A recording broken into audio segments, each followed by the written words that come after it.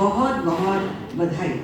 मुझे आशा ही नहीं, विश्वास है कि आप इस महत्वपूर्ण पद के उत्तरदायित्व का पूर्ण जिम्मेदारी से निर्वहन करेंगी, सुनियोजन करेंगी एवं अपना गुणवत्तापूर्ण समय देकर अपने सचिवी पद को सफल बनाएंगी। दो तरह की बातें होती हैं, एक कुछ बातें कॉन्स्टिट्यूशन में लिखी होती हैं और कुछ बातें होती हैं जो हमें अपने व्यवहार से आपके सचिवी पद को सफल बनाने में मदद देती हैं। आपकी सफलता के जो आधारभूत सूत्र हैं वह है आपको अध्यक्ष के साथ सहयोग बनाए रखना है। कहते हैं अध्यक्ष और सचिव का साथ पति पत्नी की तरह से होता है, जैसे हर कार्य में हमें सामंजस्य रखना पड़ता है। बिल्कुल दाहिने हाथ की तरह से सचिव को काम करना पड़ता है। अब अध्यक्ष के साथ ही नहीं, आपको अपने सदस्यों के साथ भी सहयोग रखना है, उनके विचारों को सुनना है, विनम्र रहना है और टीम भावना के साथ कार्य करना है और सबकी उपयोगिता को स्वीकारना है।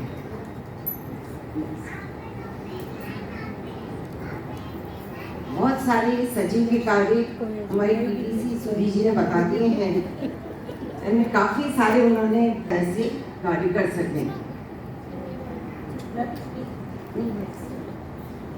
क्लब की सभी कार्यवाहियों की अप टू डेट जानकारी रहनी चाहिए।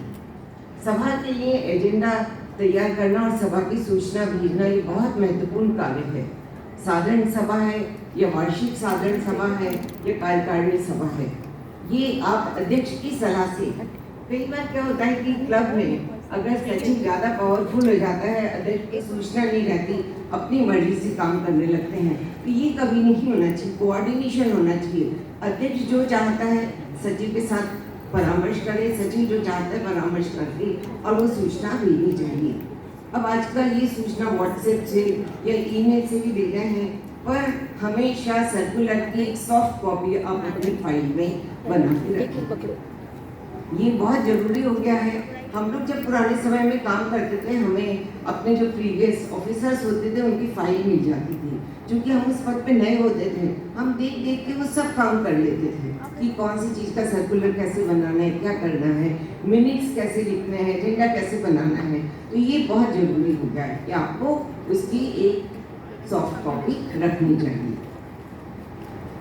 मिनट्स लिखना, अभी मुझे बीच में याद आता है कि हम विजिट करने जाते हैं तो मिनट्स लिखने नहीं आते हैं, कैसे लिखे हैं। बहुत ही सरल तरीका है, जिस तरह से आपने एजेंडा बनाया है, एजेंडा के हिसाब से जैसे जैसे आपकी सभा की कार्रवाई होती है उसको उसी तरह से लिखते जाइए।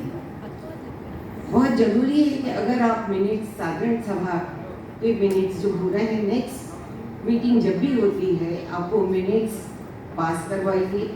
अगर उसमें कोई सजेशंस है, कोई गलती छूट गया है, उसको लिख के और उसको पास प्रपोज कराना, सेटिंग कराना और उसके बाद आप उसको अपनी मिनट्स बुक में लिखिए।